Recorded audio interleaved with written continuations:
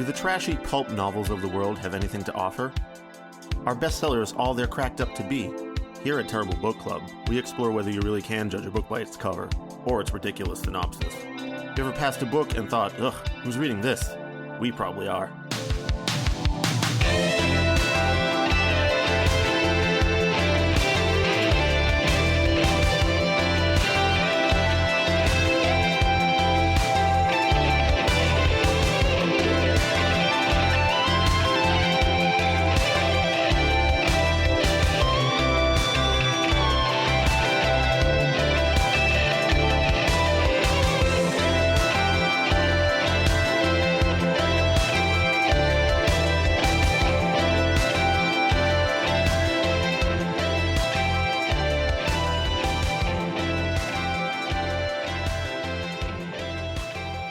Hello and welcome to episode 85 of the Terrible Book Club. I'm Paris, and this is Chris. Hello. This time, we read a Patron's Choice. It was quite a choice. Yes. So today, we read The Woman You Marry by Mark A. Edwards. This was Sinya's choice.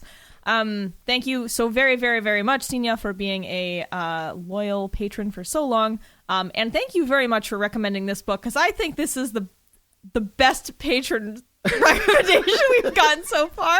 Oh man, this is like exactly what I want from a patron recommendation, Paris. Just something so unheard of and like just a gem in amidst the piles of things on Amazon. I really want to know how you found this, Sinya. Oh, well, so Sinya explained that she thought this was a book by the real Mark Edwards, who is apparently a much more reasonable and famous author, who notably actually wrote a book called The Magpies, which our friends at the Amazon Book Club read last year.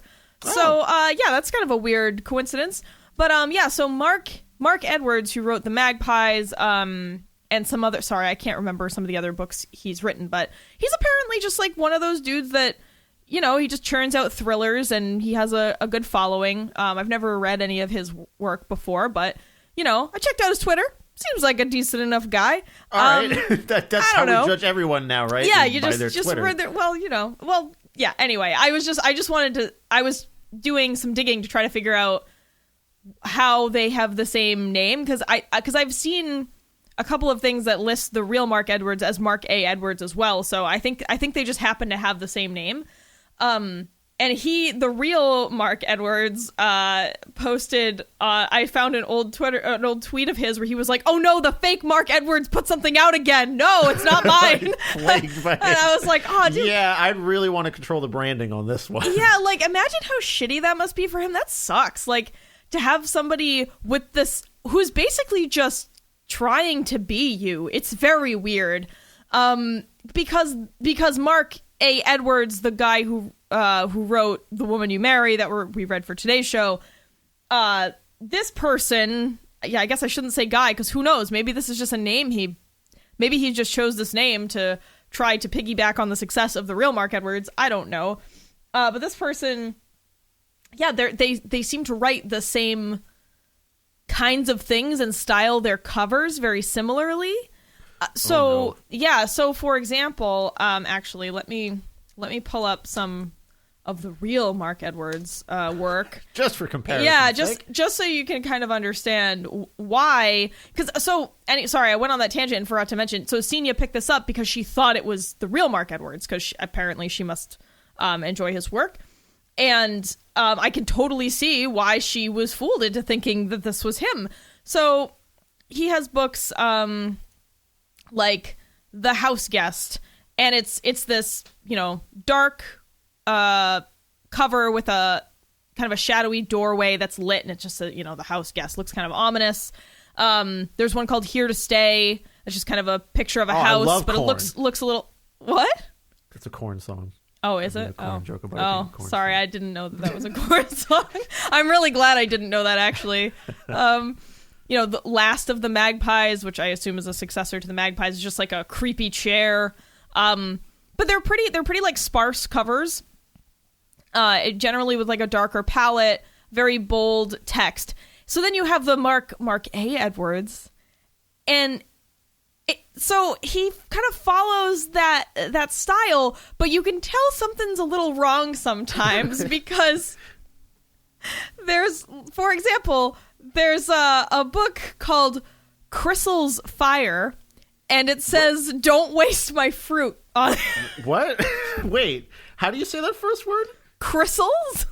Can you spell that, please? Crysal.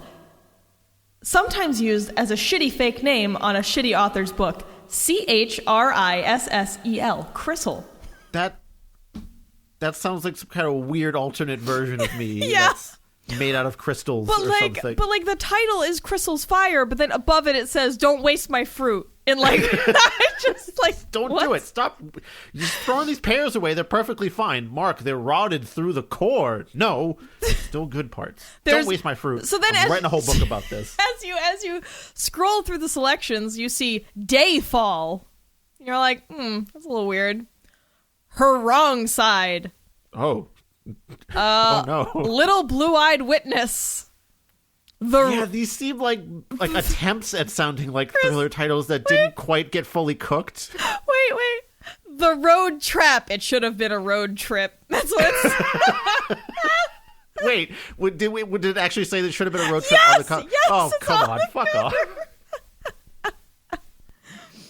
Oh, like, I love man from the train instead of girl on the train. Like, it's just... Okay. So this guy clearly is just trying to capitalize on the success of other people. And so, that sucks for the real Mark Edwards. I'm sorry, dude. That's fucking shitty. But it did make for a hilarious time. Yeah, I'm also sorry, Senia, that you had to buy this and waste your money on it. That sucks. And I can't believe you even read that. God, oh, man. I mean, I read it all in one sitting, and it was concerning. Yeah, after page 1 or 2, you kind of know something's fucky here. After the first sentence, you know that something... Chris, I knew something was wrong when I was reading the credits and, like, copyright page. That's when I knew something was wrong. All right, so Paris, let's explain what we do first. Yeah, so if you've made it through our initial rambling and are wondering, why the fuck am I listening to this show? You're listening to this show to hear us review books that we've read. Specifically, we read books we think we'll hate. And we base this on their cover or title or summary or some combination of those factors. So we do the opposite of what most people do when they are browsing Amazon or walking through a bookstore. And usually this experiment results in a disappointing, sometimes hilarious read. Although once in a while we end up being wrong and we love a book. Of course, today... we're in that former situation of disappointing and hilarious read. Oh, geez. So, yeah, we've got though while there are some funny parts, there's some low lows in here. For content warnings today, we've got violence, sexual assault, stalking, and a slew of horrible gendered stereotypes. So, for example, all the men in the book are kind of a caricature of like a really horny piggish man, and all the women are caricatures of kind of a, again, I don't subscribe to this particular description, but crazy sluts, just kind of this, so women be crazy. Yeah, Paris, they be doing stuff that makes no sense. But then again, that's kind of also everyone else in this book, too, so... Yeah. So, anyway, the summary of The Woman You Marry is thus. I'm going to remind you that I am reading this verbatim. You're not stepping into this in the middle of things. Nope, this is exactly how the summary appears on the Amazon page for this book. Then on one stormy night, there's this shocking surprise that's waiting for Pamela and Larry Ambrit on the back porch of their new house, which happens to be the only one near the woods. Maybe it's some hoax because nobody else is around, but maybe this could be a blessing. Somebody obviously knows how this couple desperately wants to have a child. So, yeah, no misedit here. It just starts with, then on one stormy night, and you're like, whoa, wait, where's the rest of the summary? Did I miss something? Yeah, so the summary is a dire harbinger of what's to come. Senior, did you look at the back before you bought? Maybe you bought it on Kindle like we did, and there was no, you just kind of went, hey, it's Mark Edwards, it's got to be good, I'm not going to bother with the summary. And the cover looks like a real Mark Edwards book. That's the thing. Like, I can totally see why she purchased this. So our characters and setting are thus. We've got Pamela and Larry Ambrit. They are a couple that have recently moved to Guernogel. No, Guernogel. That's how you say it. Yes, Welsh is fucking hard. I was saying Grenogle the whole time because that sounded like some kind of weird cereal or something. Past the Grenogle. Yeah, I looked it up. It's hard to say. Welsh is fucking impossible. And it's on the. This is a real village that's on the border of the Brakva forest, which is also how apparently you're supposed to say that, but that's the only time I'm doing that pronunciation. Welcome to Parish Fucks Up Welsh. Yeah, as much as I love Welsh, I can't do it. I tried. So this town and this forest are actually real. I was really surprised by that. I thought, the quality of this book otherwise was so bad, I was like, there's no way they're going to get anything right. But hey, turns out that's a real place, and that forest is real. So Guernogles is a very, very, very small village on the, cusp of this forest, kind of in the midst of this big forest. And Pamela and Larry have moved there from London. We have Anne, the child that shows up on their doorstep. Paris. What? Are you sure it's Anne? Yeah, so I know that you were very perturbed by the fact there's an S on the end of that, but that is actually an alternate spelling for Anne. It is? Yeah. I don't see it often, but I've seen ANNES before. I was mistaken. I was having a fit about that when I saw it. I was like, I've never seen that's not a real way to spell that. But I stand corrected.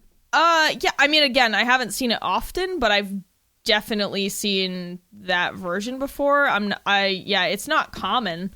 Is but it perhaps like a more non-English way to spell it? Because yeah, I have my suspicions about the writer of this book. Perhaps not having English as his first primary language? Oh, yeah. We'll definitely talk about that. Yeah, I think I actually don't know what cultures use that spelling with the extra S, but I've seen it several times, so yeah, that's fine.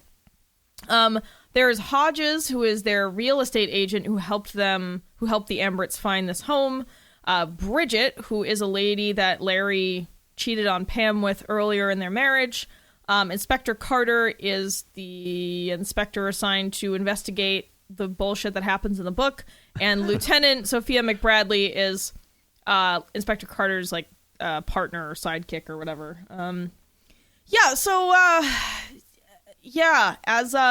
As I said, the credits and title page already had me in tears. Let me just pull it up real quick. So, you know how when you start a book, there's a credit and title page. It's like, it's copyrighted for this year. This is who did the illustration or whatever. It tells you where it was published, blah, blah, blah. I open this up, and I noticed that it says, there's an asterisk, and it says, individuals pictured are models and are only used for illustrative purposes. There's no pictures of anyone. There's no pictures of anyone in this book. Yeah, nowhere. It's like you just copy-pasted a random legal thing. Yeah, and even the cover seems to be digitally generated, so I don't understand why that's there. And then right under it, in very tiny italicized font, it says, formerly titled, Why I Hate the Woods. Thanks for telling me the working title of your novel? Why is this necessary? In case you were looking for the demo version of this, the really raw cut before it was edited. That's scary to think about. They're also the state, because you know how in almost every fictional book you read, there's a statement that says these characters, even if they're similar to someone in real life, they're not based on anyone real. These are all made up. It's weird because his fictional character statement is slightly different than the normal ones. It says, this fictional novel contains the names of characters, places, events, and a storyline that exist only in the author's imagination. Any resemblance to actual events, persons alive or non-living, is a coincidence. And like the choice to use non-living instead of dead made me think that some undead guy had contacted him previously and was like, hey, we need to be included here. We're not the dead, we're the non-living. Yeah, just please be mindful of that. I have to live forever, for eternity now, rotting, and I'm not going to wait around here and just wait for you to get it right. Yeah, so I really Signed, Dave E. Zombo. I really like that he was conscientious enough to make sure that, yes, even the zombies and vampires know their personalities are not being stolen from this book. So that kind of got me like immediately. Is that what this is? Everyone in here has like a rotting brain, and that's why they act weird? Oh, I wish. You're Chris. Chris, you want to read everyone your first note? My very first note in the document is just, okay. It's one of these. Yeah, and what I mean by that is that there's a particular kind of terrible book that we come across that just, like, there's just so many language issues through the whole thing, which is kind of why I think maybe English wasn't the primary language here. Yeah. And usually we don't want to, like, make fun of someone that's trying to, like, learn a new language here, but if you're putting out media in that language, get it checked out by a friend or an editor that, you know, has a better grasp on it, maybe. And this is just me speculating. Yeah. It could be this person is an English speaker primarily. And if so, I have some questions to ask. Yeah, and we, you know, this is something we've said on the show before. Of course, you know, you don't want to denigrate anyone who is writing in a language that isn't their primary one, because that's far more difficult, you know, than writing in your primary tongue. But like Chris pointed out, you know, it's like if you're publishing something that other people are going to consume and you want to be taken seriously, you should probably get it edited. And if you can't afford that, please consult a friend or family member. Like, I don't know. Yeah, I mean, I think this is on the same level as, what was that screenplay? The Darkness Veil, the Veil of Dark. What was that one we read? You're talking about the World Unseeing? No, not that one. Yeah, I erased it from my memory. Paris. It was just too horrific. It was episode 50. I remember that one. Okay, let me find the title because. But it's also similar to like I'm Living but I'm Not Alive, which also weirdly has an undead reference in the title. That like Chicago crime thing we read. That was bad, but this is far worse. The episode we were referring to is The Eclipse of Darkness: Unveiling the Unseen World by Robert Arden Zanye. Yeah, this is on that level. It's not quite as insane as that one was in terms of content, in terms of like we're not like tripping into other dimensions and shit. I was just talking about the writing. Sorry, I wasn't comparing. But anyway, so syntax, word choice, it's just all horrible and confusing. We're just going to read some selections. Yeah, I have a couple. My first example here of just something that sounds like it ran through a translator instead of actually being something that someone came up with. The line, "Oh, someone must have first me to it." As in, they beat me to it or they got there first. Yes. I think the second sentence in the book, I think this is the second sentence. Is it the second sentence? It is, yeah. Sorry, this is the third sentence in the book. I mean, those were the most comforting words I could have hated from everyone. What the fuck does that mean? It's like the words are comforting, but you also hate when you hear them because I don't know. That's kind of like putting two different meanings against each other there. Yeah, I don't know. Is it supposed to be ironic writing? It just feels awkward in the mouth. Some choices of verbs are very strange. Chris, you pointed out one and I found another. For example, there's a verb specifically for speech. So there's a line, "Yeah, I'm taking this a bit too hard on myself. I bobbed." I don't know what that means. I don't know. There's also "she gawked me" as like the way to express an exclamation.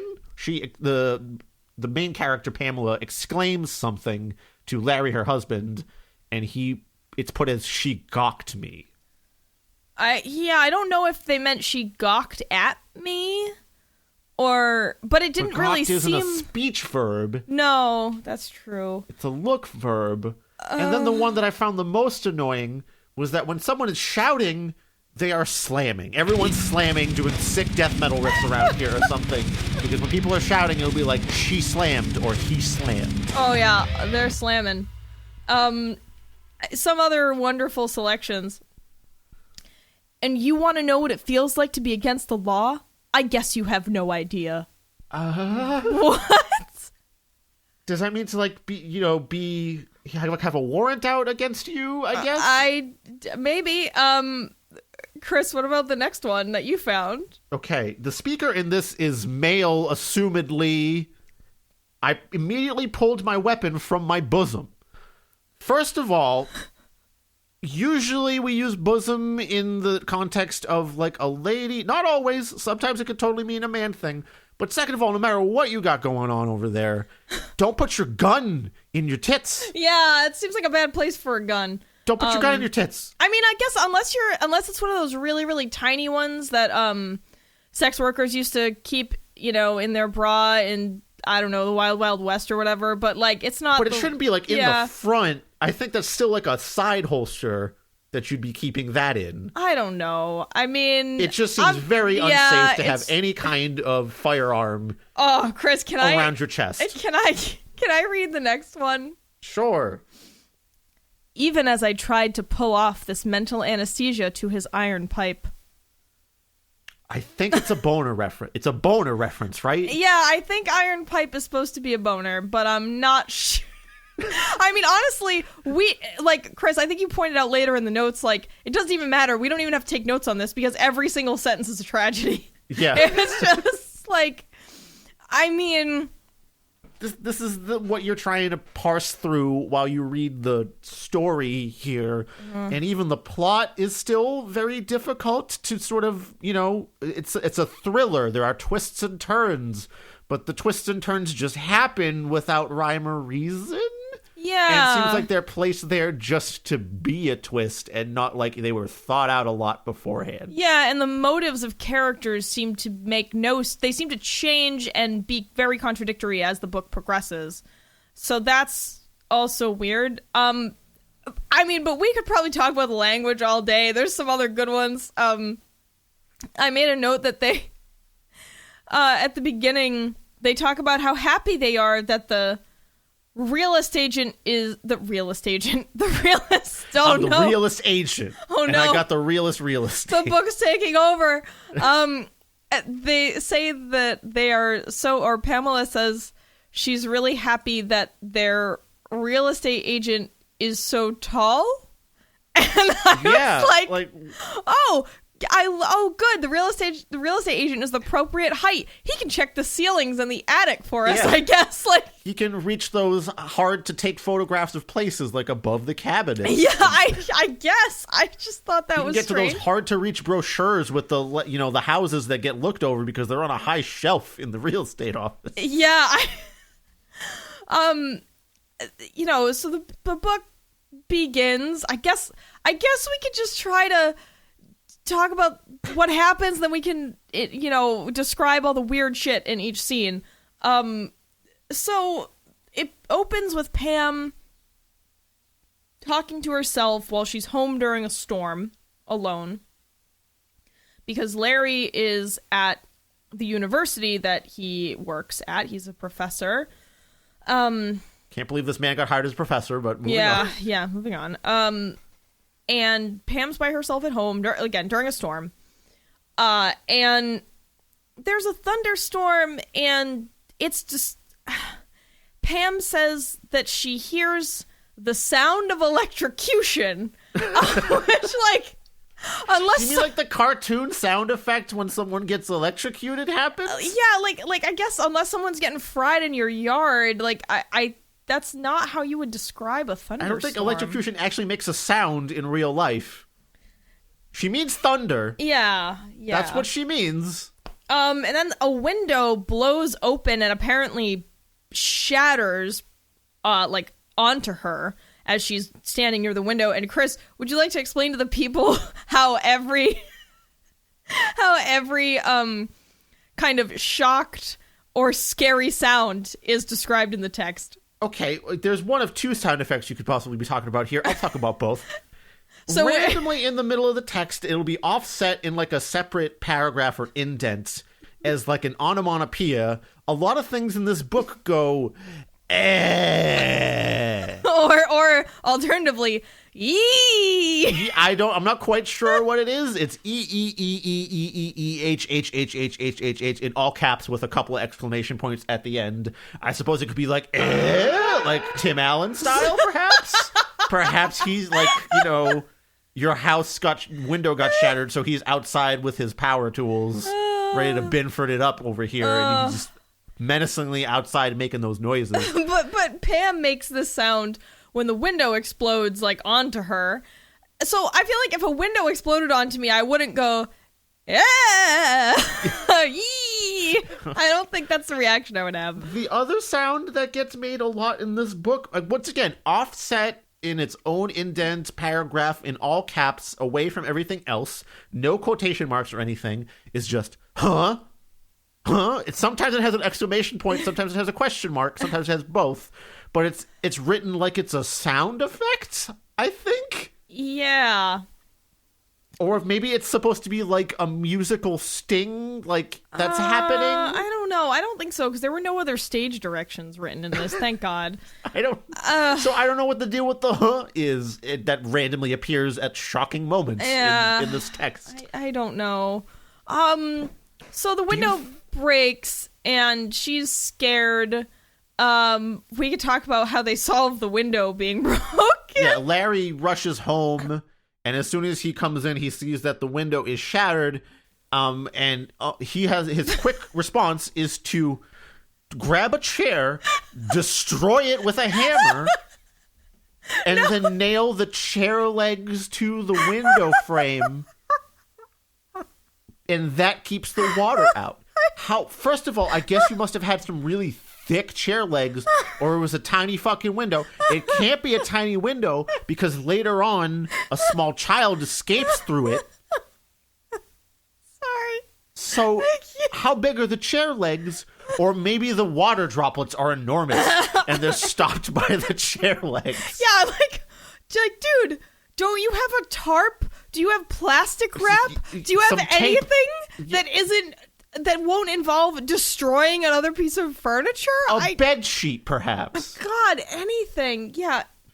Like, whoever encounters a problem in their home and says, you know how I'll fix this one broken part of my house? By destroying another part of it. Fuck this chair. Right now, it needs to cover my window with the legs. So not even Just the the back legs. of the chair that might be solid and like a solid piece of wood or something. A lot of chairs' backs have like holes cut on them. I understand. Yeah. But it would be better than just the legs, which are usually thin and spindly. Yeah, it that was very confusing and also hilarious. So yeah, there's nothing redeeming about this. Pam, so this all happens. Pam also mentions towards the beginning that she is a lexicographer, which I don't know what that is. What an is that? extremely strange and rare profession. A lexicographer is someone who compiles dictionaries. Oh, okay. Yeah. Well, someone's got to do it. Well, yeah, but like, I don't know. That's a weird thing to include. It just seems like a very strange choice because there's no reason. She didn't have to have that profession. She could have There's no reason been for anything. her to not be a lexicographer. I guess, but Maybe it's a very work from home thing. yeah, I mean, I guess because I suppose you can create dictionaries from your laptop, So that, I don't know, it just seemed like a strange inclusion. Similarly, Larry is also, as I said, he's a professor. He's supposed to be smart guy. And Pam, before Larry gets there, sorry, I know we keep flipping back and forth between like Pam being home and then Larry coming in, but honestly, it doesn't fucking matter. It doesn't. Pam, while she's at home, she's musing about how Larry is an expert on weather. even though he's a geography professor. That's the ground, not the sky. You got it all mixed up here, lady. Yeah, and she talks about how a thunderstorm is horrifying and can help his students learn geography better than a book. What? How would the again, it erodes the ground and therefore changes the geography? No, I think that they meant meteorology and just got the word wrong, because there's no. Why would a geographer be a weather expert, and how could a storm help his students understand things? I really think that they meant for... He has a lot of, like, Daredevil students. They have, like, that thing where if it rains on stuff, they can see it, quote unquote, see it. Yes. So that's the part that he left out of the story. He just, he forgot to add that in. But that's why Thunderstorm is really useful for his students, is they can finally see the landscape.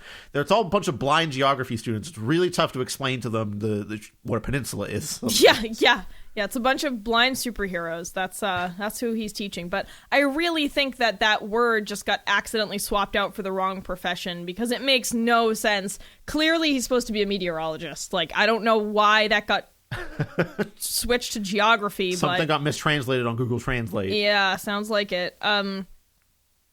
So that was a weird thing that happened. There's also another weird word issue where Pam or Larry refer to the storm as a trough.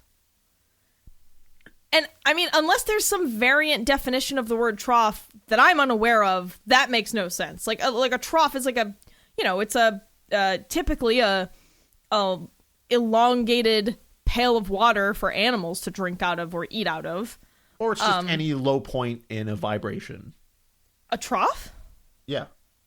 Oh, okay. See, I didn't know that. Like a waveform. Really? I think some people call it that. It's not maybe not the technical term, but oh, interesting.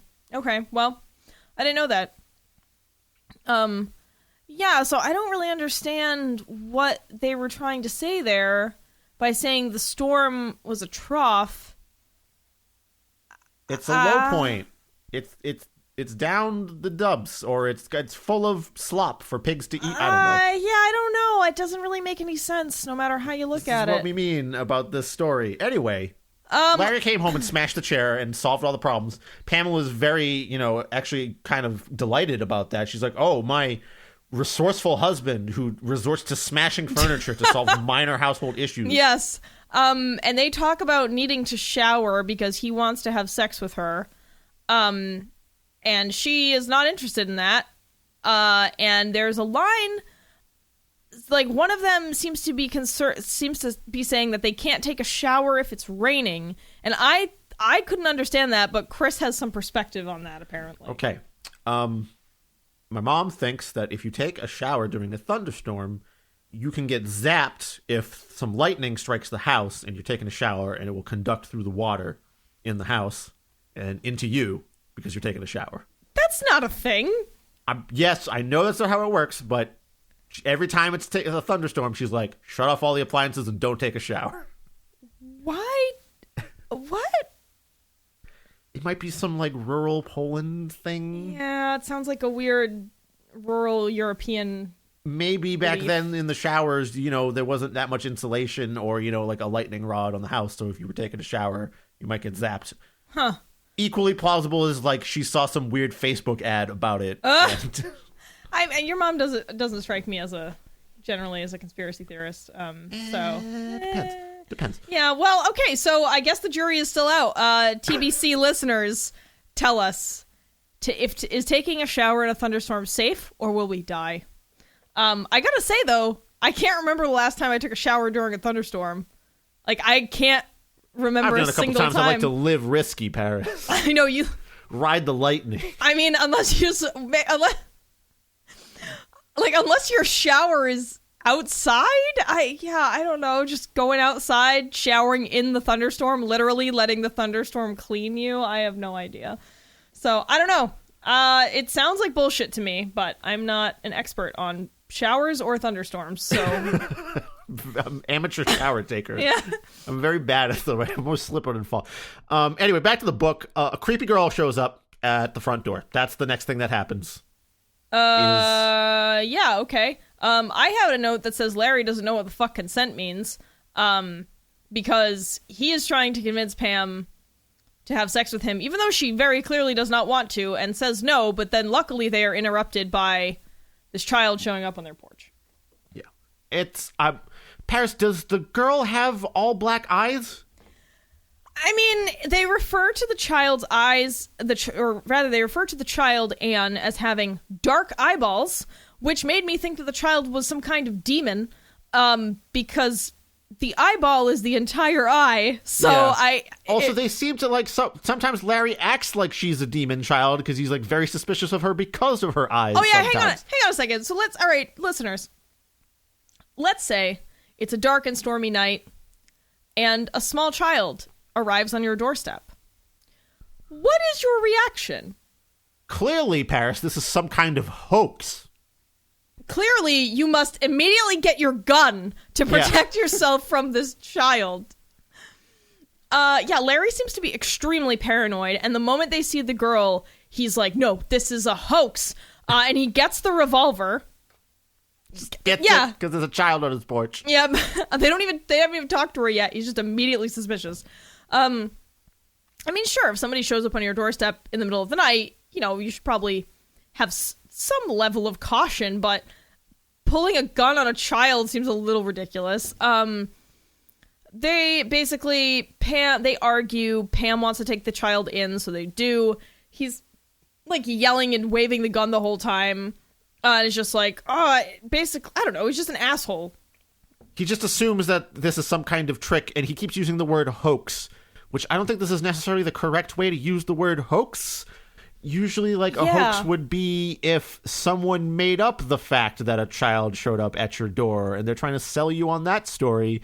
But a child showing up at your door might be a scam, but that's different from a hoax, which is like a made-up story. Yeah. So kind of a weird, just a weird, slightly wrong sense of the word, basically. That makes it sort of awkward.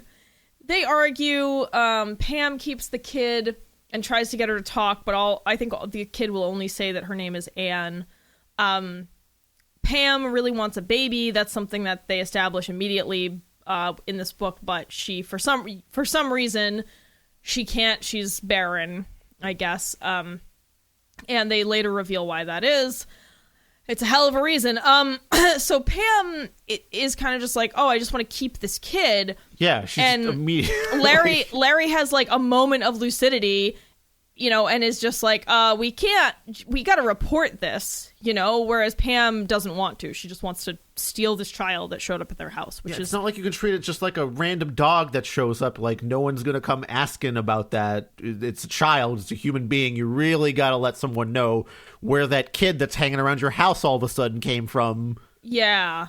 Yeah, so they argue Pam and Anne, like, sleep together. Not in a sexual way, but they sleep in the same bed. On the couch, I think. And, no, they were upstairs in a bedroom. So she's, like, cuddling with the kid, which, I don't know. I feel weird like, already, I guess, but I guess, if she's scared or something. It's like you just met this kid 5 minutes ago. I don't know about cuddling her in bed. It's kind of weird. But, the book tries to make you understand that Pam is very desperate for a child, so I guess in that way it makes sense. Then more weird stuff happens. There's a line where someone says, "Oh man, I kissed my teeth." I don't know what that is. I don't know. Is that like when you smack your teeth, like the sound kind of thing? I guess. But you're not like turning your lips inward to do that. Yeah, I don't know. And then Pam wakes up and Anne is gone, and it's 3:30 a.m., but Pam says that she has overslept. I'm just like, oh no, lady. I forgot to get up for my early morning lexicographing. I have to get started really early. There's so many words. If I'm not up early enough, I will get swamped with the rest of the words. Yeah, it's just a very strange schedule she keeps, I guess. And then, Chris, you pointed out the hard scene cut, so if you want to talk about that, feel free.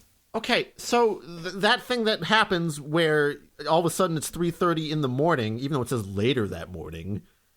The previous scene, they're arguing about, like, keeping the kid or not. And also, like, at one point, Larry goes like, oh, we'll go to the adoption board tomorrow and we'll talk to them about getting her to be ours.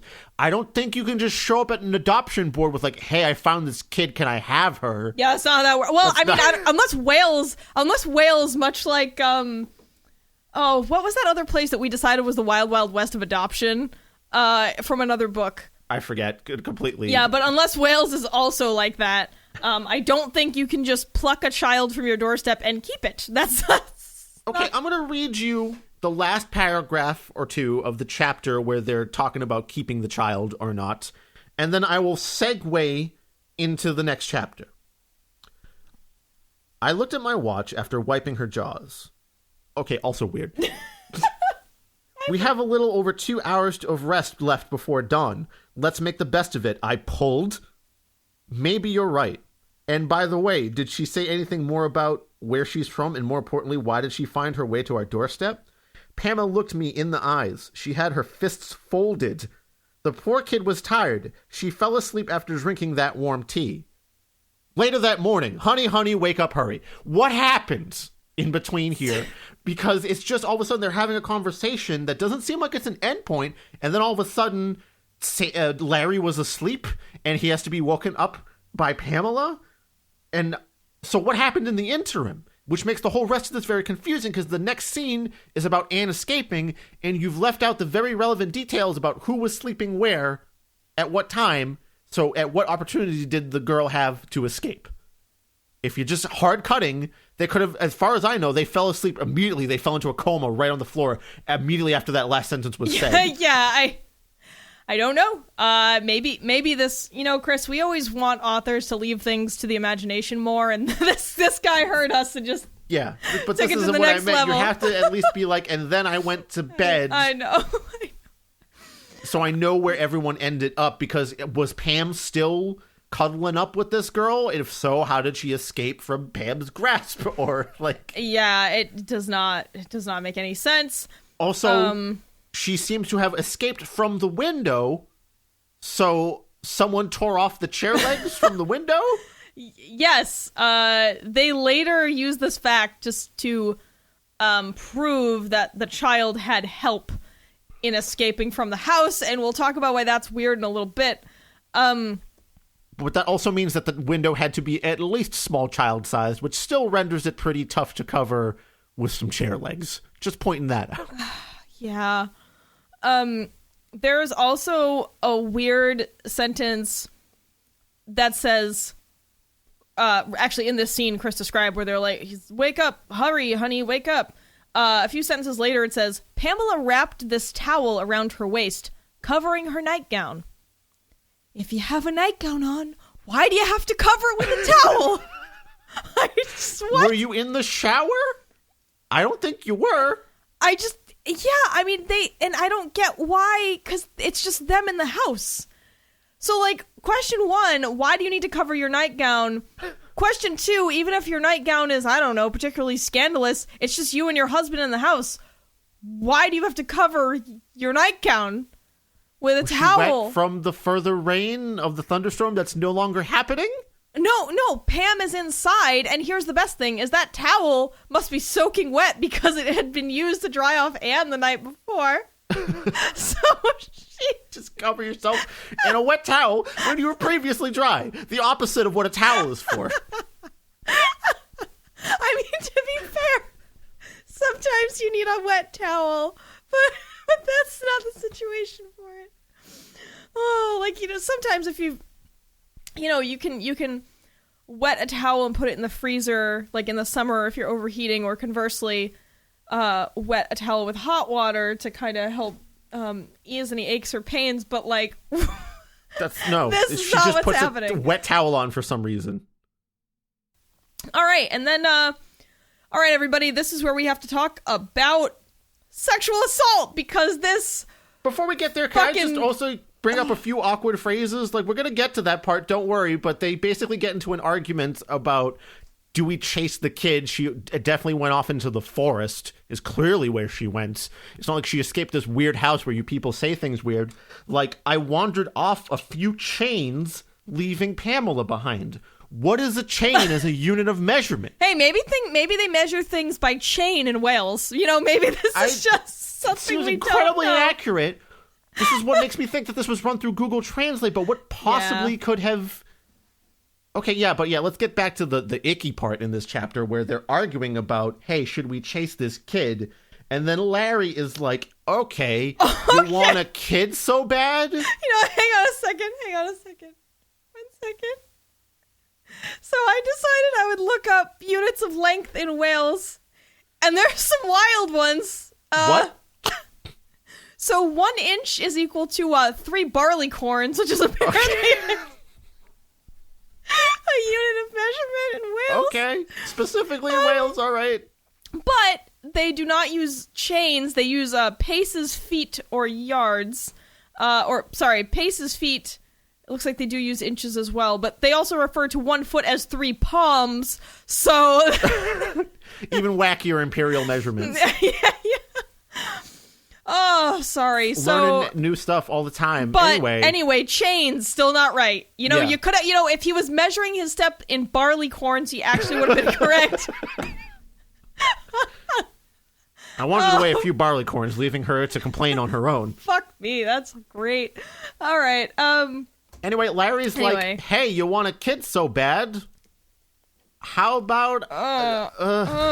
he says... You know what happens. The line is, if you want a kid, I'll give you a kid.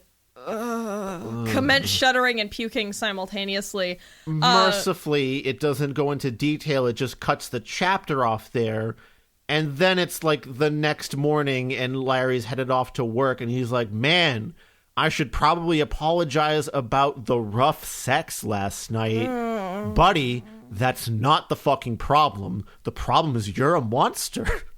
Yeah, I just couldn't believe that there is a forcible rape scene in this laughably thrown together book. Just like, whoa, what the fuck? I mean, if that's just one of those things, you know, obviously, not all books are happy fun time, and sometimes an author is going to have to write about something as fucking horrific and tragic as that, but you need to use very careful language. And this book is not the time or place for that, because this language is far from careful or thoughtful. I don't think the author treats this as sexual assault. Nope. Because Larry just seems to be fine with being like, yeah, no, I gotta apologize about the roughness. Yeah, and before anyone gets too upset with me for saying that some books are going to have rape scenes and that can be okay, please refer to Swamplandia, where there is a really, really well-written scene involving that. And I, you know, again, don't need to overstay my welcome here. Not endorsement. Yes, depiction is not endorsement, and sometimes we need to read things that are challenging and upsetting. Anyway. But this didn't have to be here. There's no I mean, even though I guess Pamela's, you know, inability to have a child is central to the story. So then, if that's the case, and Larry knows this, why would he think this would work? Right? Yeah, and again, like you said, it's clear that it seems pretty clear that the author is not trying to portray Larry as an asshole for a purpose. It just seems like the author himself thinks that this is okay. Yeah. Anyway, Larry comes back home and Pam's gone. I wonder why. Yeah. Turns out when you sexually assault your wife, she might leave you. She might leave you to become a woods witch.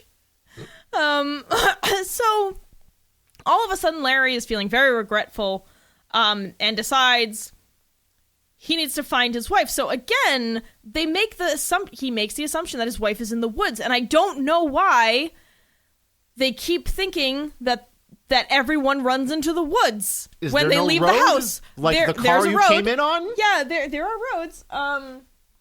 There's no Uber out here? Yeah, I mean, and that's the other thing. I don't know what timeline, what time she's period on this a takes place in. laptop and she's you're you know, right, communicating. It's not like Sorry. there's internet and shit here. You're right. I'm sorry. And they were talking about cell phones. I had forgotten that. Yeah. So I don't know why the default assumption is if someone wants to get away from this house, they run directly into the woods, because I don't think that's the only that's place you can possibly go. I don't think that's how that works. So anyway, he's like, oh, I have to go to the woods and find my wife. And he seems to think that she's been kidnapped because Anne took her. Yeah, he thinks as a child Anne kidnapped his wife. Because of the hoax, you see. Yes. And he runs into the woods screaming about, hey, little girl, give me my wife back. I know you're in here with her. I got my gun on me, and I will shoot it wildly around and into the air until you give me my wife back. Yeah. And then the little girl does show up, and he continues to fire his weapon threateningly in order to scare her. Can we talk about... This man loves shooting his gun. So he shoots his gun to scare a little girl, and you know what? He also cocks his gun when he sees mosquitoes. It literally mentions him seeing mosquitoes, and he, like, pulls the hammer back. Yeah, and then he goes, oh, wait, I need to save my bullets. I can't waste them on these mosquitoes. Literally the mosquito hunter sketch from Monty Python, Paris. Literally a Monty Python sketch happening I'm here. just like, oh, God. My note for that section was, I'm crying from laughter for the 4th time already. I'm not going to let any of these mosquitoes bits me. And click, hey, click. apparently he's such a good shot that when he randomly shoots into the air to scare Anne, he actually hits a bird and the corpse hits him. Is this supposed to be like slapstick? Is that I what we're know going for here? it's not supposed to be, but it certainly reads as such. And then more. Oh, it gets more confusing, everyone, because guess what? He's in the woods and he gets chased by a jeep. Yeah. How? That's what happened. Like, Anne leads him into the path of this oncoming jeep. How does the jeep fit in the woods? Okay. How does the first jeep of fit in the woods? Okay. Let's assume there's a road for the jeep through the woods. If that was the case, run into the trees, where the jeep can't get to you because it would have to go around some trees. Second of all, is the forest so sparse that the jeep can, like, get through the trees? And even if so, if you put your back to a tree from where the jeep is coming at you, it could not pull a hairpin turn fast enough to get around the tree and get you. Third of all, if the trees are very thin and a jeep can run them over, it would still slow the jeep down enough for you to get away from the jeep. I'm crying, Chris. Unless it is an extremely tiny, like, Power Wheels jeep. Yes, that's exactly the what I was latest just jeep to gonna hit the say. scene. The newest That's what I member was of the imagining it as, because I was like, how else could there be a jeep? It has to be a little tiny child jeep. That's what it has to be. But he is indeed very frightened and runs away from it. And he also, like, just drops his gun randomly, so I guess he has no excuse to shoot out the tires. He also slips and falls out of his shoes, Paris. At one point, he's just running through the forest and he slips out of his shoes. I guess it was some real fucking loose sneakers or something, buddy. Which, again, kind of cast this as very slapstick to me. Yeah, it was so strange. Anyway, he runs out of the woods into the open, where the jeep can get him better, I'm assuming. Yeah, I don't know. But he runs into his house to call the cops. And he gets Inspector Carter on the line, and he tries to explain to them that a hey, child stole his wife in the Yeah, woods. a child stole my wife, and I had to go into the woods, and a jeep chased me. I didn't get a good look at who was chasing me. Please come to the house immediately, Inspector Carter. Yeah, and then while he's right after this phone call, a woman named Bridget shows up who we have not been introduced to previously. She just shows up out of the blue. Just shows up at the door and immediately falls into this cliched, sexy woman that wants to fuck you persona. Yeah, and she, you know, because she's the woman you cheated on with, and the man has to resist her wily charms It's her fault I cheated, you see, because she just wouldn't relent, is, I believe, what's been going for here, because Larry at first is like, no, I can't give in to this bitch, and then he starts to, like, feel her up a little bit, and then, like, blames her later for being crazy and, like, fucking his life up or something. Yeah, and just the way that it's described, too, how does he describe... This book, when it tries to describe women being sexy, is, they make some strange choices. I'll just read a random passage from this. Yeah, I was trying to find something, but I think you probably are ahead of me. Well, she's not here now, is she? So, you are behind this? Behind what? Take those darn hands from off my chest, Bridget. I'm talking about my wife's disappearance. A bad girl you've married? I mean, leaving home without telling her husband how miserable you must be? This is not a joke, Bridget. Why are you smirking like that? Where's Pamela? I'm not a wife keeper, I'm afraid. More of an husband keeper, she grinned. Did you hurt my wife? All hyphenated for some reason. Did you hurt my wife? I had my fists folded. Again with the folding fists. Now she was slinging her keys around her finger. Oh, someone must have forced me to it. There it is. To what? To killing her. She rested her large bum on my kitchenette counter, a leg before the other while folding her arms. You know I hate your wife, or for a better term, the woman you marry. There's the title. It's not a better term. Wife is much more succinct. It's only 4 letters in one sentence. Okay, you better leave our home. You hear me? You're still as handsome. Leave! I pointed. Don't you ever believe you're going to just come over here and ruin my mother-freaking marriage. She turned away from me. Remember, I loved you first, Larry. First love, you know, never dies. Look, Bridget, I don't have time for this. I held my forehead, my head tilting downward. I didn't come home and see my wife. So what happened? I think she probably went off into the woods behind our home. But why? Yeah, Bridget, I agree. I guess she went after this little girl who had visited our home last evening in the heavy rains. Bridget walked toward the cupboard, taking a look at the woods behind our home through the kitchenette window. Man, that perfume she's wearing. So adorably French. What makes a perfume French? What Paris? makes Does it smell like baguettes and cheese and wine? What makes it adorably French? That's a weird way to describe a perfume. I'm going to stop there. There's just a whole heap of words from this book into your brain. That's what it sounds like all the time. Oh my God, Chris. I think I could just listen to you read this whole book. Like, that was so good. That was fucking great. Well, I'll read some more later. There's definitely some Inspector Carter scenes I have to read out loud. Anyway, Jesus. Bridget's around, slutting it up in the house. Yeah, because that's... my favorite part is when Bridget starts to successfully seduce him, and there is a line, and then I started massaging her dark, clean-cut eyebrows. Is that an erogenous zone for her? I mean, I guess different people have different things, you know. I guess. I like my ears being touched, but that's at least got some nerve endings in there. Oh, yeah, just brilliant. Just brilliant. Why was that the choice? Yeah, so then the real estate agent shows up, Paris. Yeah. Remember him? Remember the really tall one? The really tall real estate agent, yes, I do. He shows up outside with a gun, threatening to kill Harry. And he's like, oh, the boss told me to do this. I'm getting paid for it. So, to be clear, this is a real estate agent / hitman. I guess. That is selling a house to his hits. Yeah. Maybe you shouldn't be blurring those lines, fella. Yeah.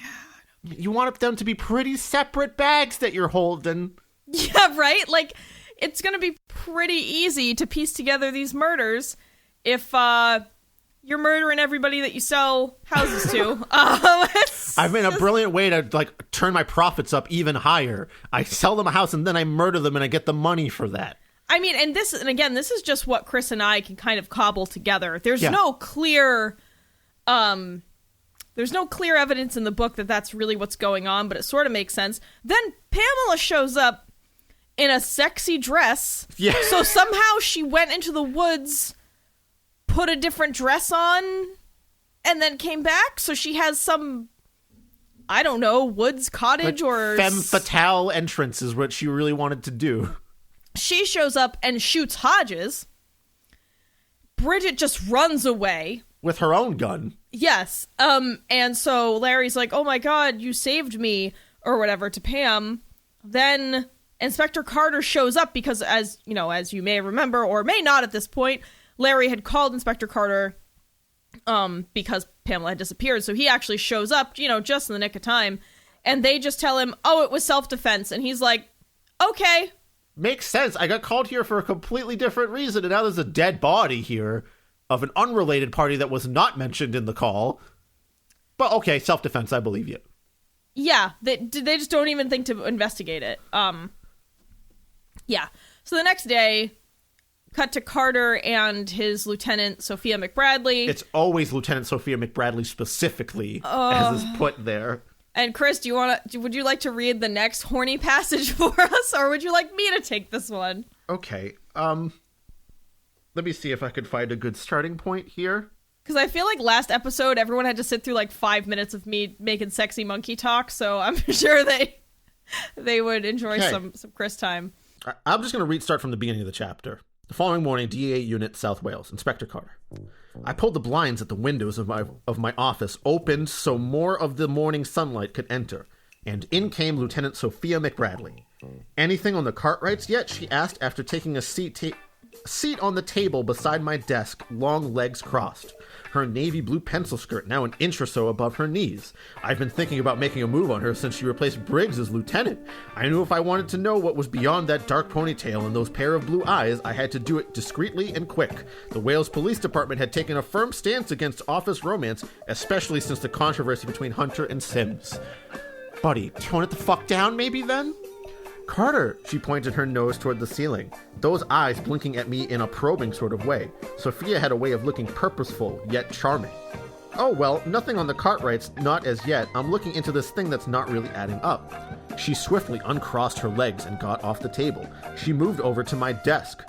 What's not adding up, Carter? There was just a hyphen there randomly. Yeah, that happens a lot. The way she looked me over, I believed she really needed to ask me why was I gopping her pair of hips the way I did. All right, one more take on that sentence. The way she looked me over, I believed she really needed to ask me why was I gopping her pair of hips the way I did. Okay. Was he grasping her pair of hips? No, he was staring at her hips. He was staring at them. I like pair of hips because that's redundant. Hips are the pair. You would say hip if it was singular.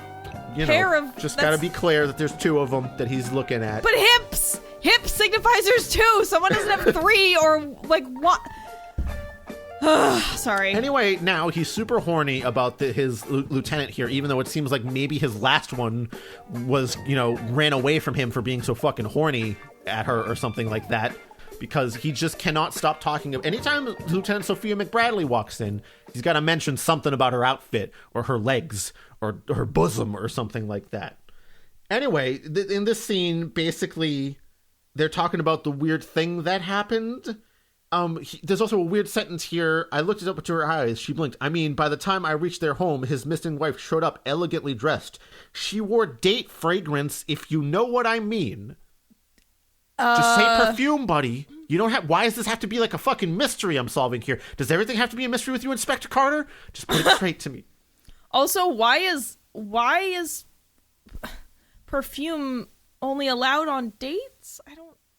Yeah, sometimes I just like to smell nice. I'll slap some cologne on when I just go outside, just to smell nice. Yeah, dude. I like my scented lotion, and sometimes I have other perfume, like all the time. I don't. Anyway, then they go ask their tech guy, hey, could you tell us about any missing girls that match the description of the girl that we were called in to here. Wait, and why would they have to ask their tech guy? Why wouldn't they just look it up in the fucking database? They can't fucking do anything on their own. You always got to go bother IT for how to do a fucking Google search. Paris. Oh my god, I can tell you this is true. Why did I question that? That's my reality every day. Moving on. Anyway, the tech guy runs the description through the date. I guess, I don't know, he just goes into the database looking for like brown dark eyes or like double pigtails or something like that. And he's like, there's nothing in here. I looked twice and there's nothing that really matches that description in the age group. And Inspector Carter and the lieutenant are like, oh, well, shucks. And then he's like, well, my girlfriend's a social worker and nah, that can't be it. And then, of course, they're like, what is it? And then he's like, well, she mentions a girl that came from a home with dark eyes and 2 dark pigtails. So it's like, buddy, if you heard about that, why didn't you fucking lead with that instead of going and looking at the database? And why would you like hide it from them once you realized that, hey, maybe this matches? You don't have to be like coy about it. Yeah. Anyway, they go to the home supposedly that this girl came from. Yada, yada, yada. There's a really hostile interaction with the staff for some reason. Yeah, they walk in and they're like, hey, we want to know about this child that you had for adoption. And the adoption agency is pretty cagey. But like, my question is why wouldn't they have had a warrant? I mean, I don't know how Welsh law works, but I imagine they would. It must be sort of similar to what we've got going on over here, where like if you want to get records or find out something that's privileged, you typically have to ask a judge to approve a warrant, but they didn't do that. They just walk in, they're like trying to bully the adoption agency into giving them information. And then as they're bullying like the clerk out front, the manager just like runs out of her office and sees them and runs down the hallway away from them, just super guilty about everything. Like, no obvious plot happening here. Yeah. And then they catch up to her and she tells them, what did they even say? That she sold the child because the someone came in was... sorry, it wasn't an adoption agency. I'm sorry. It was like an orphanage. Sorry. But they adopt kids out. Yeah, they do. Anyway, someone came in and paid an absurd amount of money specifically for Anne. And they were like, wow, this is a lot of money. I guess we'll just give her away then because, boy, do we need the funds. Which seems very ethically bad for an orphanage.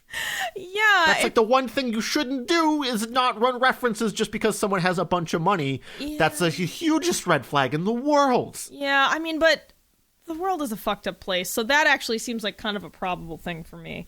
Just because, I hate to say this, but children and people get sold all the time around the world. So, that's unfortunately not as ridiculous as it might seem. So anyway, what happens at that point? I don't know. Rush out because it's like a little bit obscured, I think, as to who actually bought the child. Let me double check. No, it was Hodges. They knew it was Hodges, right? Oh yeah, they revealed that it was indeed Hodges that bought Anne's from the orphanage. So for his hit to lure them out of the house? I don't know. Then we cut back to Larry and Pam. We then learn that Larry's infidelity is the reason that Pam is barren. So that's fucked up. Because there was some kind of STI that rendered Pamela barren, but not him. Maybe that's a thing that happens in real life. I didn't really Google that much about it. Yeah, I mean, I know that if I think syphilis, maybe. Yeah, I know that if you let some things go unchecked, like syphilis, yeah, that can really fuck you up. But I mean, again, we're not medical doctors, but why would you stay with your husband that cheated on you and then made you barren with an STI after he cheated on you? Like, I just can't imagine. Well, it's then revealed that Pamela is out to murder Larry because she's drugged him a little bit after it specifically says, like, I gave him enough booze and sex to distract him for 24 hours after I murdered that person. And now I'm going to kill him with this knife here. Wait, who did she murder? Oh, Hodges. Yeah, Hodges.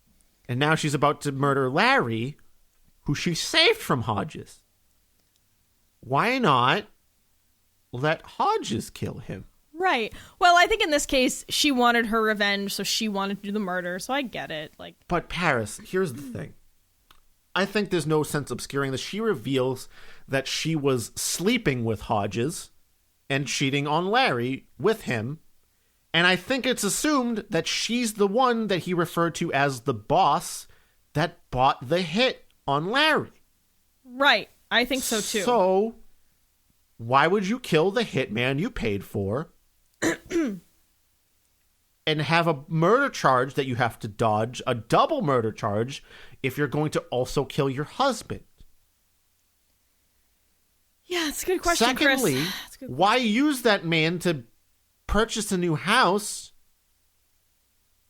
and then, assumedly, you might be in on the whole Anne thing? But why would you buy the child? Why would he buy the child? How does this plan work? I don't know. Why does the hitman go and buy a child to lure the wife out of the house? The wife that he planned the hit with. Can't the wife just leave the house to lure without the kid? Right. Was the kid a surprise part that Pamela didn't know about? Why would Hodges bother to buy the kid to do that? Because Pamela wanted a kid, so maybe that was so maybe it wasn't really part of the plan, but he wanted to give her a kid, so they incorporated it. But Anne clearly lures Larry into the woods for the Jeep chase, right? Yeah, Chris, I don't think there's any way we can make this make sense. Anyway, Pamela turns on the crazy switch here, and she's talking about how she wants her revenge so bad on Larry. That's where that mental anesthesia on the iron pipeline happens. Oh, there's another great line you're going to read, right? Yes, right. When she has a knife to Larry's throat and he's trying to say oh, but baby, I love you. Why would you do this? Then she says, I'm having an orgasm now just thinking about the way you really start to care about me now when I honestly don't give a damn about you. So clearly she's trying to say, it's really getting me off that I know I've cheated on you and fucked you over just when you're starting to actually care about me, but just the way that sentence is phrased. Oh boy. It's real weird. Anyway, Bridget shows up again to save Larry from Pam. Yes. And then a physical altercation occurs. A deadly physical exchange, Chris. Excuse me. Okay, they literally get into a slap fight, Pamela and Bridget. Here's the passage. Okay. It's from Pam's perspective. Bridget shows up with her own gun, of course. Mm-hmm. And Larry is saying, Bridget, put that gun away. Hyphenated again for some reason. And how dare you walk into my house, you miscreant. This is Pamela. You had better mind your own business. I do whatever I want to do, or with my husband. You come any closer, then I'll shoot. Ladies, come on, stop this crap. She doesn't love you, Larry. She was going to cut your throat, and I had not gotten here in time. Get out. Leave my home. Pamela, no, she's got a gun. I race toward this bitch, wielding my knife. Bang, bang, bang. Pamela! Shots continued going off, causing mayhem as wall hangings started falling to the floor, making miserable shards of glass fly promiscuously in all directions. Now her rounds had ended and she hurled the gun, hitting me in the forehead. My time, pervert. I raced toward her, despite the sharp pain in my head jabbing at her chest, but she held my hand away from her. You not going to hurt Larry. I'm not. Stop me then. Come on, ho. Stop me then. I blew.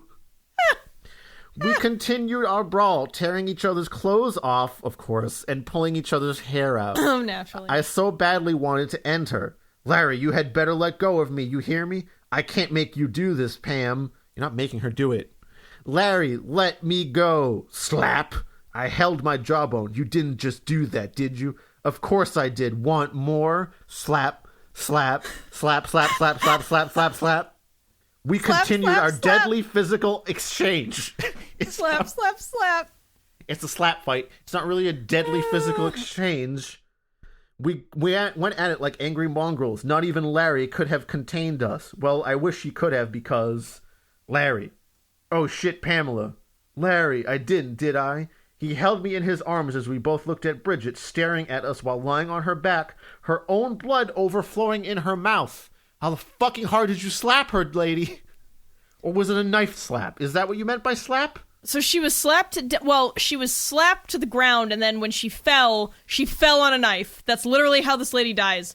She not really very clear about that. No, it is. There's a sentence that says she fell on the knife. Oh, okay. Well, I guess fine. Anyway, after that deadly physical altercation of slapping, Larry and Pamela decide to hoof it on out of there together. So right. So Pam, who moments ago wanted to finally get her revenge on Larry and kill him, decides she's going to, I don't know, work together with him instead of just killing him too and then leaving them both dead and making it look like a double murder. Like, she could have gotten away scot-free there.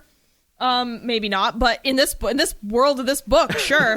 But instead, they leave together, and that also means that Larry, who knows that Pam wants to kill him, also decides that it's cool to just stick with her. I don't understand. What? Who do you want to kill, and when, Pamela?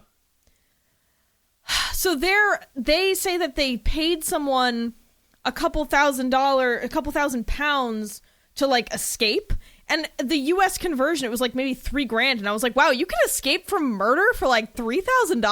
That's pretty cool. I guess, those passports are just kind of cheap, and a rental car was part of the package too, and a place to stay. That's real cheap for all of that. Yeah, that's what I was thinking. I was like, that doesn't really make any sense. Yeah, so they are driving to their secret cabin or whatever that they're gonna hide out at, and Bridget appears with an axe and the car breaks down a little bit or something. Oh yeah, you're right. The car does break down. I forgot. But Bridget was following them, and B not dead? Yeah, even though she had been slapped to the floor and fell on a knife and was bleeding from her mouth. Somehow, I don't know how she would have followed them. But I don't understand how she would have found them. I guess. Yeah, but if they were driving, that hardly makes sense. Yeah. Okay, anyway. Even if she had a car, she was so injured and left presumably much later than they did, it just doesn't make sense that she would catch up to them. So they're getting harassed by her with the axe. Larry and Pam are so scared that they piss themselves? Yes. There's a part where Larry's like, oh, if you would just start the car, we could escape, and you wouldn't piss up yourself so much, or something like that. He was like, why is the seat wet? And she was like, I was scared, or something like that. And it's very strange. Anyway, some "ing" happens again, which I guess is the sound of an axe hitting a car as well. Here's another fun part, is when Bridget pulls the axe, they're in the car. Here's what it says. The fun part is over. She pulled this axe she had been hiding behind her. They hurriedly rolled the windows of the car up and locked all the doors, which I think is a hilarious reaction to someone pulling an axe. It's just roll them up. Yeah, roll them up. The glass will help us. Oh my god, my favorite. Okay. Wait, Chris, give me the next one. Okay. Give me the next one. Everyone Please. starts saying, and now Bridget is also screaming, at them? Yeah, there's just a bunch of, And then she says, oh, just look at the both of you. Like a Peter Mouse and Peach's Mouse. Oh, that's mouse. what I wanted to say. You took it from me. I'm Damn sorry. it. I didn't realize that's what you were talking about. Oh, just look at the both of you. Like a Peter Mouse and Peach's mouse caught in somebody's bread trap. Who is Peter and Peach's mouse? I googled it, Paris. There's no Peter and Peach's mouse. It's capitalized as if they are characters I should know. Do you know Peter's and Peach's mouse? No, I think I do. Who is Peter and Peach's mouse, Paris?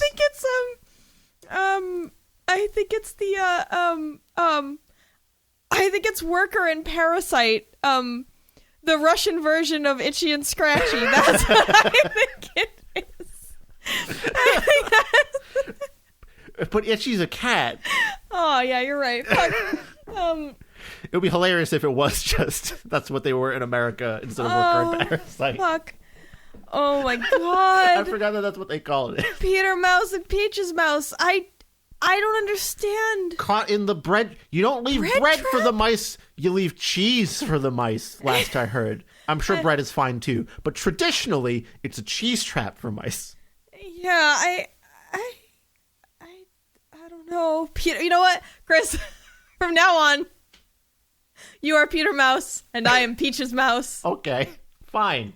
It's us now. Okay. So they have this weird axe car altercation. There's a lot of eeking From happening. both Bridget and the axe hitting the car. Right? And then all of a sudden it ends. Okay. It just ends. Here are the final few paragraphs in this book. Okay. Every single windshield shattered into shards, which flew carelessly all over. The way how she started banging the dismantled car with that merciless hatchet. Bridget, no. No one messes with Bridget and gets away. No one. She mocked. Luckily for them, though, there were flashing red and blue lights, which had been accompanied by screaming sirens. Pamela and Larry were unhurt, well apart away from a few scratches, thanks to flying fragments of their windshields. By now, their car had looked like wreckage on 4 flat tires. You want to tell us what happened? Officer, she's been stalking my husband. She tried murdering us. We're so happy you came in time, officers. Truth is, Bridget was suddenly nowhere to be seen. The police party was headed by Inspector Carter and Lieutenant Sophia McBradley, and of course, the little girl named Anne. The end. What? The fuck just happened? Oh, and then he leaves us with a lovely sample of another of his books at the end, which I did not read. No, I didn't read either. That fucking shit. Okay, so there was an interim scene that we left out here, where we cut back to Inspector Carter and Lieutenant Sophia McBradley in the office, who, after hearing about the whole Hodges thing, just goes back to the police station and decides, like, whatever. That's not a lead I should follow. Nope, totally fine. Anyway, the first thing that immediately happened, this is why I wanted to read this scene, is because, knock knock, come in. The door to my office creaked as it opened. Lieutenant? Hi, Carter. It was Lieutenant Sophia McBradley. Her skirt was shorter than usual. Fucking relax. No, dude. horny all the time. All men horny, always. Anyway, she starts flirting harder, and all of a sudden they're interrupted when they're about to actually do it or something. Knock knock. Knock knock. Oh man, why now? I hurriedly buttoned my shirt while Sophia pulled her skirt down, covering her thighs. Come in. It was James. What's with that smile, man? Thought. Did he realize I was going to give Lieutenant Sophia Bradley a proper slapping? Which is by far the most British way I've ever heard to describe fucking, is a proper slapping. A proper slapping. I don't know that that's a normal Welsh phrase. I don't know. Anyway, a few paragraphs later, Anne walks in to the police station to inform the inspector, like, hey, don't you want to follow up on this fucking lead with these 2 people that, like, I don't know. I don't even know why she leads them back to where, wait a minute, if they were on the run in the car, how did the cops with Anne find them? I don't know. Maybe they were, they seem like idiots. They were probably easy to track down. Did Anne sell them their getaway package in, like, a trench coat on top of another person's shoulders? Maybe. Dude, nothing makes sense. This is a broken What the broken plot of book. this book is Pamela and Larry moved to a place that Pamela used her lover to set them up in. Her lover / hitman sold them a house so that they could lure Larry out of the house into the woods with a little girl that Hodges bought, and then Pam comes and saves Larry from the hit, only to want to kill him again, except when his former lover shows up, the reason you're mad, and then you accidentally kill her, and then you decide to run away with that same husband that you were trying to kill. Yeah. And then when Bridget comes back to kill the both of you, you still try to run away. Yeah. Paris, can we fix it? No, hell There's no. no fixing this, Paris. I'm not even going to put the fucking time in to think of what you could do with this pile of shit. I mean, this is unsalvageable. Like, it would just need an entire rewrite. I mean, I guess... What could you harvest? All you could really keep is you want your main characters to have a fucked up marriage dynamic where they're both assholes and there's some kind of murder plot and a child. That's about it. You can't even keep like the murder hit scheme because it makes absolutely no fucking sense. I know. And to tie it in with also being the real estate agent just seems to be like a cheap way to be like, oh, it was that character from before that you never suspected. Yeah, this is 100% hot trash. I know I got a little shouty this episode. I slammed a little bit too much, I suppose. Oh, that's okay. But this is the hoax, right? This is the scam. Yeah, this is the scam. The hoax is that it was really Mark Edwards and this person tricked you. Oh man, Chris, I just want to take a moment to just read some more titles from Mark A. Edwards because they're great. Okay. She now becomes your nanny. Oh no. You walk away, then I tell. Oh no, what did you just say? Afraid of Ashley. That's my metalcore band from when I was in high school. Oh my god. This one is especially confusing. It looks like it has 2 titles and a subtitle. But, okay, so here's how it plays out. There's a subtitle at the top in medium font. What looks like the real title in large font. And then another word in smaller font way below that. So it says, Beautiful Hate, Love, and the Wine Farm. Release, Marie. I don't know. I don't know which of those is the title. Say it again, Paris, please, so I can parse it. Okay. There's a italicized small font at the top that says Beautiful Hate, Love, and the Wine Farm. And then in large print, it says Release. And then below that, in slightly smaller print, it says Marie. Excuse me? Wait. Paris, that reads like, it's like when you're searching something on Amazon and like you're looking for a mouse and it's like best mouse 2-button 100 DPI, Yes. double click scroll wheel, best amazing. Yes, exactly. There's another one called Tell Laura I'm Back. A lot of lady names here, just general phrases. I'm home, Davey. I still think the best one is The Road Trap. It should have been a road trip. He just it's like his editor put that under there. Just call it The Road Trip, dude. Just it makes more sense that way. Oh God, these are. What is okay. This? Oh. Can you, Paris? Can you read one summary from one of those? Just pick a title at random and read the summary. I'm gonna choose Chrysal's Fire. Okay. Don't Waste My Fruit. Chrysal's Fire, Don't Waste My Fruit by Mark A. Edwards. Fuck.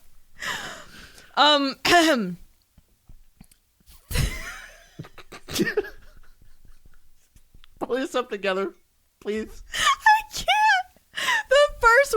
The first name I have to say is so fucking unimaginably dumb. Woo. Okay. Thames Snowy has a beautiful wife. Jillian. Jillian? Yes.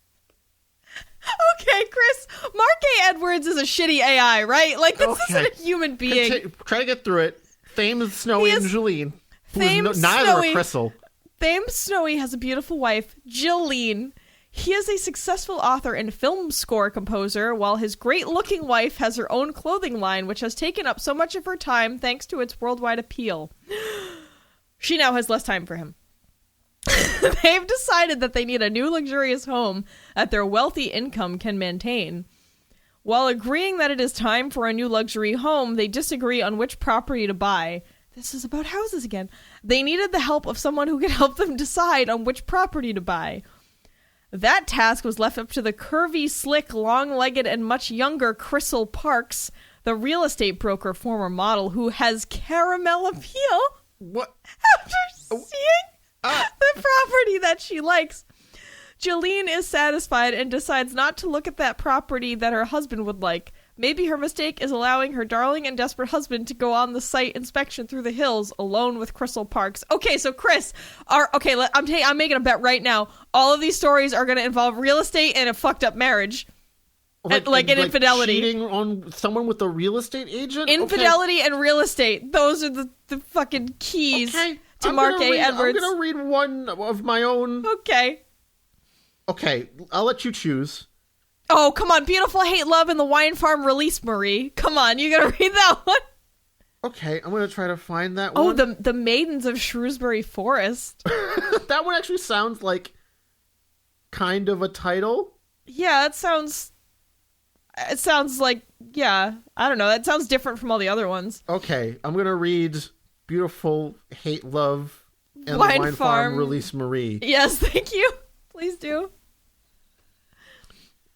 The bills are piling up. Her husband, Jeff's workplace, has begun downsizing, and she had been unfairly dismissed and hasn't had a job for months. Marie Cormack has had enough of this. Something has to be done. So what does she do? Does she remain the good wife and mother of their 3-year-old daughter, Lacey, or does she move to where the grass is much greener under her feet, abandoning her own family? Could moving on to the affluent life of mulberry and fine wine be Marie's best decision as it promises her wealth, eminence, and happiness?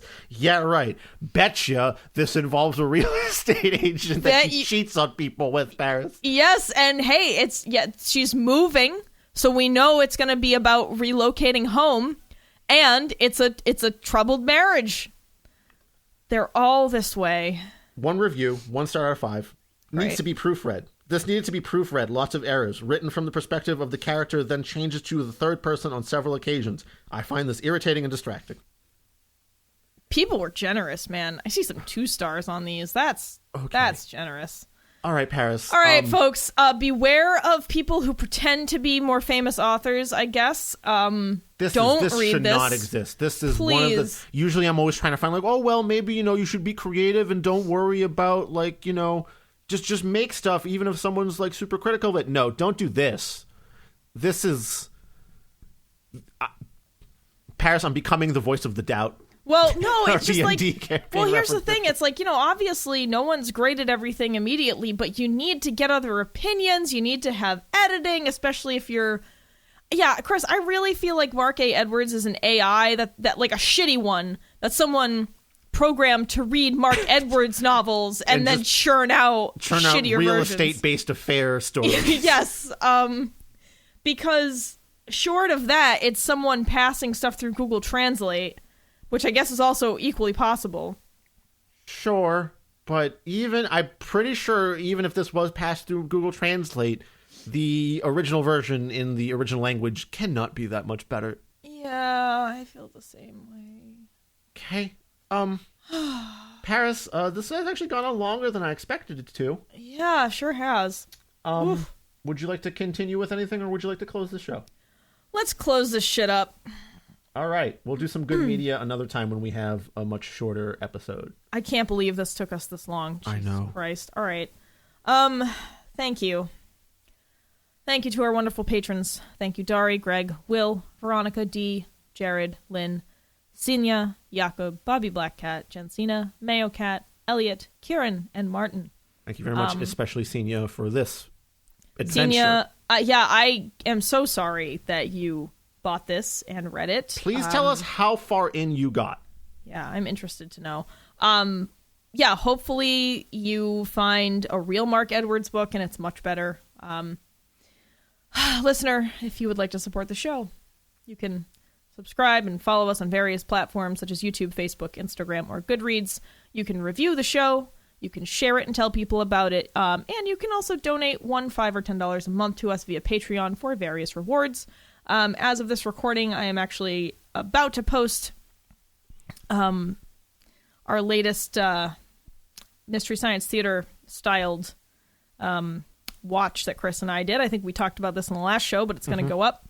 So, if you want to watch Glenn Danzig's Verotica with me and Chris, become a patron at the $5 or $10 a month tier and find out how much you hate watching softcore porn with us, because that is kind of what guys, it is. It's like 3 short stories of about a half an hour each. The first half hour is probably the only thing actually worth viewing. Everything after that, you're just in for pain, so torture yourself at your own risk. There's other content up on that Patreon. If you join, though, we watched other stuff like The Art of Racing in the Rain. Mm-hmm. We watched the first season of Legend of the Seeker. We watched some other stuff as well. I believe we watched... Didn't we do season 2 of the OA that way? Yeah, we did season 2 of the OA. We've done a ton. There's a lot of content. There's videos. So, yeah. Anyway, no need to go on about it. Thank you, most especially to Senia, for whom we recorded this episode. May you read better books in the future. If you would like to contact us, give us a recommendation, or send us hate mail, you can contact us on Instagram, Facebook, Twitter, Goodreads, or you can send an email to terriblebookclub@gmail.com.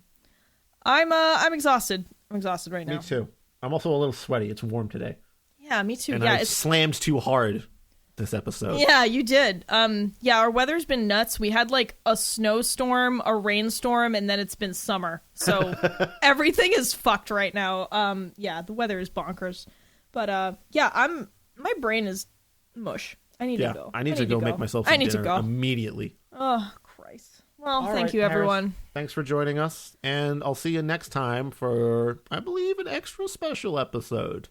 Oh, yeah. Yeah, the next 2 are gonna be a time. So we'll see you then. Buckle up. See you then, Paris.